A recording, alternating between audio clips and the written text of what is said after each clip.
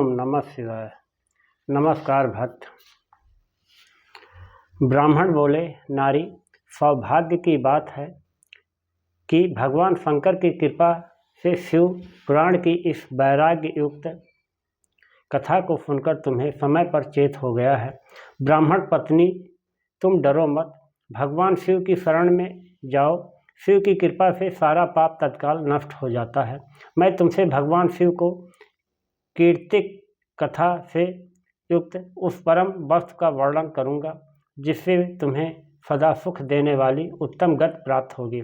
शिव की उत्तम कथा सुनने से ही तुम्हारी बुद्धि इस तरह पश्चाताप से युक्त एवं शुद्ध हो गई है, साथ ही तुम्हारे मन में विषयों के प्रति वैराग्य हो गया है। पश्चाताप ही पाप करने वाले पापियों के लिए सबसे बड़ा प्रायश्चित है।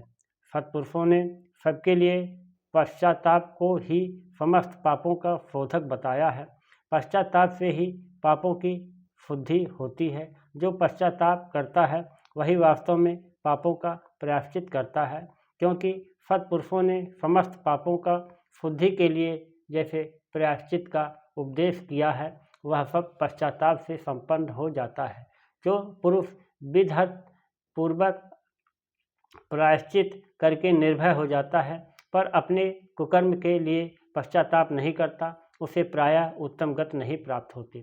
परंतु जिसे अपने कुकृत्य पर हार्दिक पश्चाताप होता है वह अवश्य उत्तम गति का भागी होता है, इसमें संशय नहीं। इस शिव पुराण की कथा सुनने से जैसी चित्त शुद्धि होती है वैसी दूसरे उपायों से नहीं होती। जैसे दर्पण साफ करने पर निर्मल हो जाता है, उसी प्रकार इस शिव पुराण की कथा से चित्त अत्यंत शुद्ध हो जाता है। इसमें पार्वती सहित भगवान शिव विराजमान रहते हैं। इससे वह विशुद्धात्मा पुरुष श्री शाम सदाशिव के पद को प्राप्त होता है।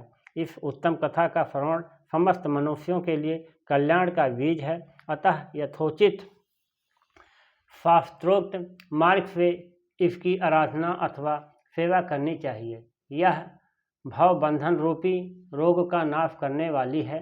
भगवान शिव की कथा को सुनकर फिर अपने हृदय में उसका पूर्णतया चित्त शुद्धि हो जाती है।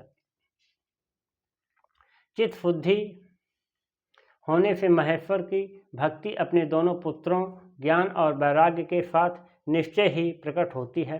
तत्पश्चात महेश्वर के अनुग्रह से दिव्य मुक्ति प्राप्त होती है, इसमें संशय नहीं है। जो मुक्ति से वंचित है उसे पफ समझना चाहिए, क्योंकि उसका चित्त माया के बंधन में आसक्त है। वह निश्चय ही संसार बंधन से मुक्त नहीं हो पाता। ब्राह्मण पत्नी, इसलिए तुम विषयों से मन को हटा लो और भक्ति भाव से भगवान शंकर की इस परम पावन कथा को सुनो। परमात्मा शंकर की इस कथा को सुनने से तुम्हारे चित्त की शुद्धि होगी और इससे तुम्हें मोक्ष की प्राप्ति हो जाएगी। जो निर्मल चित्त से भगवान शिव के चरणाबिंदों का चिंतन करता है उसकी एक ही जन्म में मुक्ति हो जाती है। यह मैं तुमसे सत्य कहता हूँ। सूत जी कहते हैं, सौनक, इतना कहकर वे श्रेष्ठ शिव भक्त ब्राह्मण चुप हो गए। उनका हृदय करुणा से आर्द्र हो गया था। वे शुद्ध चित्त महात्मा भगवान शिव के ध्यान में मग्न हो गए। तदंतर बिंदुग की पत्नी चंचुला मन ही मन प्रसन्न हो उठी। ब्राह्मण का उक्त उपदेश सुनकर उसके नेत्रों में आनंद के आंसू छलक आए थे। वह ब्राह्मण पत्नी चंचुला हर्ष भरे हृदय से उन श्रेष्ठ ब्राह्मण के दोनों चरणों में गिर पड़ी और हाथ जोड़कर बोली, मैं कृतार्थ हो गई। तत्पश्चात उठकर वैराग्य युक्त उत्तम बुद्धि वाली वह स्त्री जो अपने पापों के कारण आतंकित थी, उन महान शिवभक्त ब्राह्मण से हाथ जोड़कर गदगद वाणी में बोली। चंचुला ने कहा, ब्रह्मांड शिव भक्तों में श्रेष्ठ स्वामिन, आप धन्य हैं, परमार्थ दर्शी हैं और सदा परोपकार में लगे रहते हैं, इसलिए श्रेष्ठ साधु पुरुषों में प्रशंसा के योग्य हैं। साधो, मैं नरक के समुद्र में गिर रही हूँ, आप मेरा उद्धार कीजिए, उद्धार कीजिए। पौराणिक अर्थ तत्व से संपन्न जिस सुंदर शिव पुराण की कथा को सुनकर मेरे मन में संपूर्ण विषयों से वैराग्य उत्पन्न हो गया, उसी इस शिव पुराण को सुनने के लिए इस समय मेरे मन में बड़ी श्रद्धा हो रही है। सूत जी कहते हैं, ऐसा कहकर हाथ जोड़कर उनका अनुग्रह पाकर चंचुला उस शिवपुराण की कथा को सुनने की इच्छा मन में लिए उन ब्राह्मण देवताओं की सेवा में तत्पर हो वहां रहने लगी।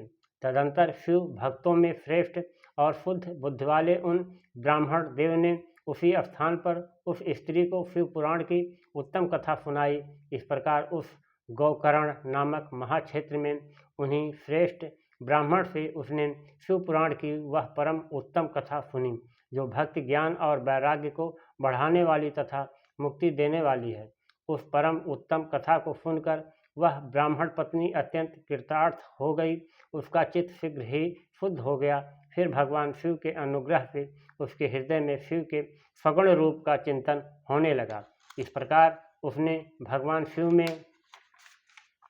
लगी रहने वाली उत्तम बुद्धि पाकर शिव के सच्चिदानंदमय स्वरूप का बारंबार चिंतन आरंभ किया। तत्पश्चात समय के पूरा होने पर भक्ति ज्ञान और वैराग्य से युक्त हुई चंचुला ने अपने शरीर को बिना किसी कष्ट के त्याग दिया। इतने में ही त्रिपुर शत्रु भगवान शिव का भेजा हुआ एक दिव्य विमान द्रुत गति से वहां पहुंचा, जो उनके अपने गणों से संयुक्त और भांत भांत के शोभा साधनों से संपन्न था। चंचला उस विमान पर आरूढ़ हुई और भगवान शिव के श्रेष्ठ पार्षदों ने उसे तत्काल शिवपुरी में पहुंचा दिया। उसके सारे मल धुल गए थे। वह दिव्य रूप धारणी दिव्यांगना हो गई थी। उसके दिव्य अवयव उसकी शोभा बढ़ाते थे। मस्तक पर अर्धचंद्र का मुकुट धारण किए वह गौरांगी देवी शोभाशाली दिव्य आभूषणों से विभूषित थी। शिवपुरी में पहुंचकर उसने सनातन देवता त्रिनेत्रधारी महादेव जी को देखा। सभी मुख्य मुख्य देवता उनकी सेवा में खड़े थे। गणेश, भृंगी, नंदीश्वर तथा वीरभद्रेश्वर आदि उनकी सेवा में उत्तम भक्तिभाव से उपस्थित थे। उनकी अंग कांति करोड़ों सूर्यों के समान प्रकाशित हो रही थी। कंठ में नील चिन्ह शोभा पाता था। 5 मुख और प्रत्येक मुख में 3-3 नेत्र थे। मस्तक पर अर्धचंद्राकार मुकुट शोभा देता था। उन्होंने अपने वामांग भाग में गौरी देवी को बिठा रखा था, जो विद्युत पुंज के समान प्रकाशित थी। गौरीपति महादेव जी की कांति कपूर के समान गौर था। उनका सारा शरीर श्वेत भस्म से आभासित था।